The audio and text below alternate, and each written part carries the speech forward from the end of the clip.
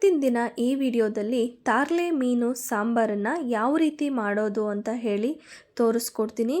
ತುಂಬಾ ರುಚಿಯಾಗಿರುತ್ತೆ. ಇದು ಪಕ್ಕಾ ಕುಂದಾಪುರ ಸ್ಟೈಲಲ್ಲಿರುವಂತಹ ರೆಸಿಪಿ. ಈ ರೆಸಿಪಿನ ಯಾವ ರೀತಿ ಮಾಡೋದು ಅಂತ ಹೇಳಿ ನೋಡ್ಕೊಂಬರೋಣ. 3 ಮೆಣಸಿನ್ಕಾಯಿನ ತೆಗೆದು ಸ್ಲೈಸಾಗಿ ಕಟ್ ಮಾಡಿ ಇಟ್ಕೊಂಡಿದ್ದೀನಿ. ಧನಿಯಾ 3 ಸ್ಪೂನ್, ಜೀರಿಗೆ 1/4 ಟೇಬಲ್ ಸ್ಪೂನ್, ಅರಿಶಿನ ಸ್ವಲ್ಪ, ಕರಿಬೇವು ಸ್ವಲ್ಪ, ಶುಂಠಿ ಅರ್ಧ ಇಂಚು. ಇಲ್ಲಿ ಹುಣಸೆ ಹಣ್ಣನ್ನು ಒಂದು ನಿಂಬೆಹಣ್ಣು ಗಾತ್ರದಲ್ಲಿ ತೊಗೊಂಡಿದ್ದೀನಿ. ಮೆಣಸು 1/4 ಟೇಬಲ್ ಸ್ಪೂನ್, ಓಂ ಕಾಳು ಒಂದು 10 ರಿಂದ 15 ಕಾಳಷ್ಟು, ಮೆಂತ್ಯ ಒಂದು 10 ಕಾಳು. ಇಲ್ಲಿ ಒಣಮೆಣಸನ್ನ ಒಂದು 15 ತೊಗೊಂಡಿದ್ದೀನಿ. ಮತ್ತು ಒಂದು ಮೀಡಿಯಮ್ ಸೈಜ್ ಈರುಳ್ಳಿಯನ್ನು ಫ್ರೈಗೆ ಅಂತ ತೆಕ್ಕೊಂಡಿರೋದು. ಇನ್ನೊಂದು ಅರ್ಧ ಈರುಳ್ಳಿಯನ್ನು ನಾನು ಒಗ್ಗರಣೆಗೆ ಅಂತ ಇಟ್ಕೊಂಡಿರುವಂಥದ್ದು. ರುಚಿಗೆ ತಕ್ಕಷ್ಟು ಉಪ್ಪು. ಇಲ್ಲಿ ನೀವು ನೋಡ್ಬೋದು, ಇದು ತಾರ್ಲೆ ಮೀನು ಅಥವಾ ಬೈಗೆ ಮೀನು ಅಂತ ಕರೀತಾರೆ. ಇದನ್ನು ಕ್ಲೀನ್ ಮಾಡಿ ನೀಟಾಗಿ ಇಟ್ಕೊಂಡಿರೋದು. ನೀವು ನೋಡಿ ಈ ರೀತಿಯಾಗಿ. ಇದನ್ನು ಯಾವ ರೀತಿ ಮಾಡೋದು ಅಂತ ಹೇಳಿ ನೋಡ್ಕೊಂಬರೋಣ. ಈಗ ಇಲ್ಲಿ ಒಂದು ಫ್ರೈ ಪ್ಯಾನ್ನ ಇಟ್ಕೊಂಡು ಬಿಸಿ ಆಗೋದಕ್ಕೆ ಇಟ್ಕೊಂಡಿದ್ದೀನಿ. ಈಗ 1 ಟೇಬಲ್ ಸ್ಪೂನಷ್ಟು ಎಣ್ಣೆಯನ್ನು ಹಾಕಿ ಬಿಸಿ ಮಾಡ್ಕೊಳ್ತಾ ಇದ್ದೀನಿ. ಈಗ ಎಣ್ಣೆ ಕಾದಿದೆ. ಈಗ ಇದಕ್ಕೆ ಮೆಂತ್ಯವನ್ನು ಹಾಕ್ಕೊಳ್ತಾ ಇದ್ದೀನಿ. ಈಗ ಮೆಂತ್ಯನ ಸ್ವಲ್ಪ ಎಣ್ಣೆಯಲ್ಲಿ ಫ್ರೈ ಮಾಡ್ಕೊಳ್ಳೋಣ. ಈಗ ಇದಕ್ಕೆ ಮೆಣಸನ್ನು ಹಾಕ್ಕೊಂಡು ಈಗ ಸ್ವಲ್ಪ ಫ್ರೈ ಮಾಡ್ಕೊಳ್ತಾ ಇದ್ದೀನಿ. ನೀವು ನೋಡ್ಬೋದು ಈ ರೀತಿಯಾಗಿ. ಈಗ ಇದಕ್ಕೆ ಧನಿಯಾ ಕಾಳು ಸೇರಿಸ್ಕೊಳ್ತಾ ಇದ್ದೀನಿ.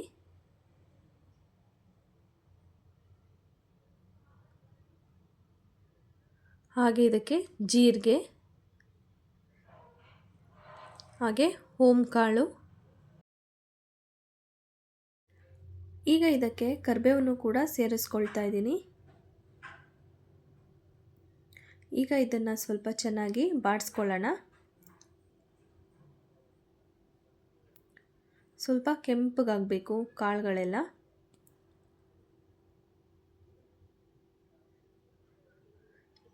ಈಗ ಇದಕ್ಕೆ ಮೆಣಸಿನ್ಕಾಯಿನೂ ಕೂಡ ಸೇರಿಸ್ಕೊಳ್ತಾ ಇದ್ದೀನಿ. ಇಲ್ಲಿ ನಾನು ಬ್ಯಾಡಗೆ ಮೆಣಸಿನ್ಕಾಯಿನ ತೊಗೊಂಡಿರುವಂಥದ್ದು. ಈಗ ಇದನ್ನು ಚೆನ್ನಾಗಿ ಒಂದು 5 ನಿಮಿಷ ನಾವು ಚೆನ್ನಾಗಿ ಫ್ರೈ ಮಾಡ್ಕೊಳ್ಳೋಣ. ಈಗ ಇದಕ್ಕೆ ಶುಂಠಿ ಮತ್ತು ಹಚ್ಚಿಟ್ಕೊಂಡಿರುವಂತಹ ಈರುಳ್ಳಿಯನ್ನು ಕೂಡ ಸೇರಿಸ್ಕೊಳ್ತಾ ಇದ್ದೀನಿ. ಈರುಳ್ಳಿಯನ್ನು ಸೇರಿಸ್ಕೊಂಡಾದ್ಮೇಲೆ ನಾವಿಲ್ಲ ಅಂತ ಅಂದ್ರೂ ಒಂದು 5 ರಿಂದ 7 ನಿಮಿಷ ಚೆನ್ನಾಗೇ ಲೋ ಫ್ಲೇಮಲ್ಲಿ ಫ್ರೈ ಮಾಡ್ಕೋಬೇಕು. ಅಂದರೆ ಈರುಳ್ಳಿ ಎಲ್ಲ ಸ್ವಲ್ಪ ಕೆಂಪಗಾಗಬೇಕು. ಈಗ ಇದಕ್ಕೆ ಹುಣಸೆಹಣ್ಣನ್ನು ಕೂಡ ಸೇರಿಸ್ಕೊಳ್ತಾ ಇದ್ದೀನಿ. ಹಾಗೆ ಅರಿಶಿನ,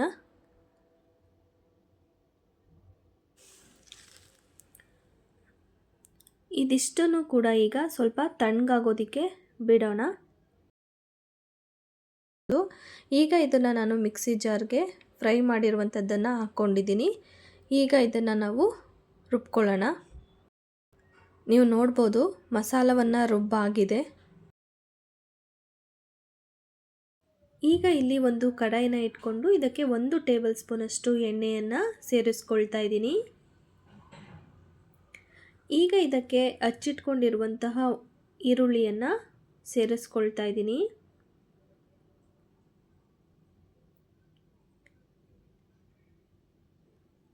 ಇದಕ್ಕೆ ಕರಿಬೇವು,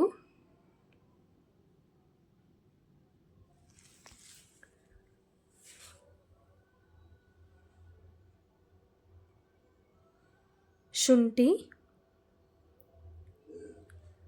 ಇದಿಷ್ಟನ್ನು ಕೂಡ ಈಗ ಸ್ವಲ್ಪ ಬಾಡಿಸ್ಕೊಳ್ಳೋಣ. ಶುಂಠಿಯನ್ನು ಸ್ವಲ್ಪ ರುಬ್ಬಕ್ಕೂ ಹಾಕ್ಕೊಂಡಿದ್ದಿದ್ದು ಮತ್ತು ಇವಾಗ ಒಗ್ಗರಣೆಗೂ ಕೂಡ ಹಾಕ್ಕೊಳ್ತಾ ಇರೋದು. ಈರುಳ್ಳಿ ಎಲ್ಲ ಸ್ವಲ್ಪ ಕೆಂಪಗಾಗೋವರೆಗೂ ಫ್ರೈ ಮಾಡ್ಕೋಬೇಕು. ಈಗ ಇದಕ್ಕೆ ರುಬ್ಬಿಟ್ಟಿರುವಂತಹ ಮಸಾಲವನ್ನು ಸೇರಿಸ್ಕೊಳ್ತಾ ಇದ್ದೀನಿ.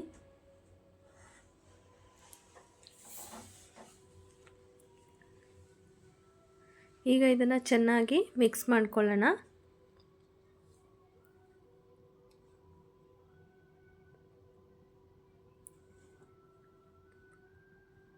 ಈಗ ಈ ಮಸಾಲೆಗೆ 1/4 ಲೋಟದಷ್ಟು ನೀರನ್ನು ಅಷ್ಟೇ ಸೇರಿಸ್ಕೊಳ್ತಾ ಇರೋದು.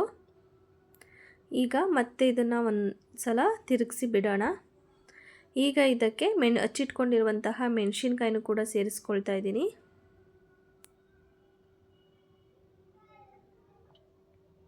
ಈಗ ಲಿಡ್ಡನ್ನು ಕ್ಲೋಸ್ ಮಾಡಿ ಇದು ಒಂದು ಕುದಿ ಬರೋವರೆಗೂ ಬಿಡೋಣ.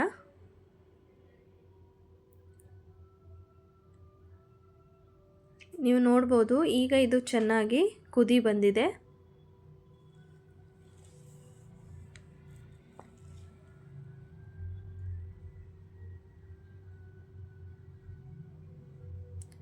ಈಗ ಇದನ್ನು ಒಂದು ಸಲ ಚೆನ್ನಾಗಿ ಮಿಕ್ಸ್ ಮಾಡಿಕೊಂಡ್ರೆ ಸಾಕು.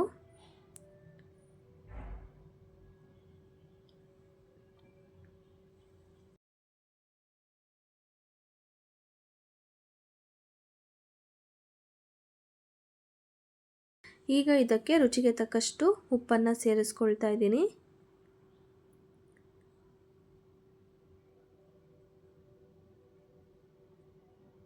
ಈಗ ಮತ್ತೆ ಮಿಕ್ಸ್ ಮಾಡ್ಕೊಳ್ಳೋಣ. ಈಗ ಇದಕ್ಕೆ ಫಿಶನ್ನು ಕೂಡ ಸೇರಿಸ್ಕೊಳ್ತಾ ಇದ್ದೀನಿ. ನೀವು ನೋಡ್ಬೋದು.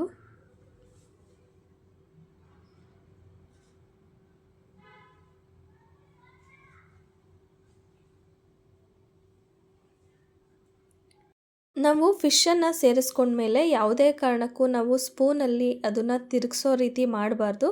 ನಾವು ಈ ರೀತಿಯಾಗೇ ನಾವು ತಿರುಗಿಸ್ಕೋಬೇಕು. ಯಾಕಂದರೆ ನಾವು ಪ್ರತಿ ಸಲ ಸ್ಪೂನನ್ನು ಹಾಕ್ತಾ ಹೋದರೆ ಪುಡಿ ಆಗುವಂತಹ ಚಾನ್ಸಸ್ ತುಂಬ ಇರುತ್ತೆ. ಹಾಗಾಗಿ ಸ್ಪೂನನ್ನು ಯೂಸ್ ಮಾಡಬಾರ್ದು. ಈಗ ಲಿಡ್ಡನ್ನು ಕ್ಲೋಸ್ ಮಾಡಿ ಒಂದು 5ರಿಂದ 10 ನಿಮಿಷ ಬೇಯೋದಕ್ಕೆ ಬಿಡಬೇಕು. ಮತ್ತು ಇದನ್ನು ಈ ರೀತಿಯಾಗಿ ನಾನು ತಿರ್ಕೊಳ್ತಾ ಇದ್ದೀನಿ. ಈಗ ನೋಡ್ಬೋದು ಸಾಂಬಾರ್ ರೆಡಿಯಾಗಿದೆ.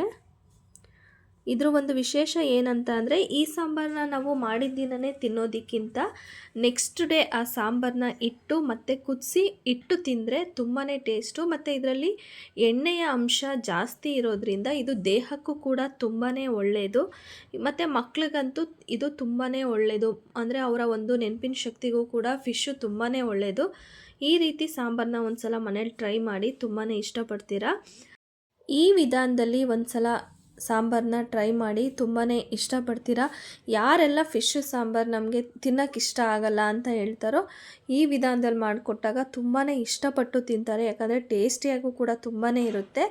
ಆದರೆ ಮಾಡಿದ ದಿನ ತಿನ್ನೋದಕ್ಕಿಂತ ನೆಕ್ಸ್ಟ್ ಡೇ ಅದನ್ನು ತಿನ್ನೋದ್ರಿಂದ ಟೇಸ್ಟು ಇನ್ನೂ ರುಚಿ ಅಂತಲೇ ಹೇಳ್ಬೋದು. ಈ ವಿಡಿಯೋ ಇಷ್ಟ ಆಗಿದ್ದರೆ ನನ್ನ ವಿಡಿಯೋಗೆ ಒಂದು ಲೈಕ್ ಮಾಡಿ, ಶೇರ್ ಮಾಡಿ, ಸಬ್ಸ್ಕ್ರೈಬ್ ಮಾಡಿ. Thank you for watching this video.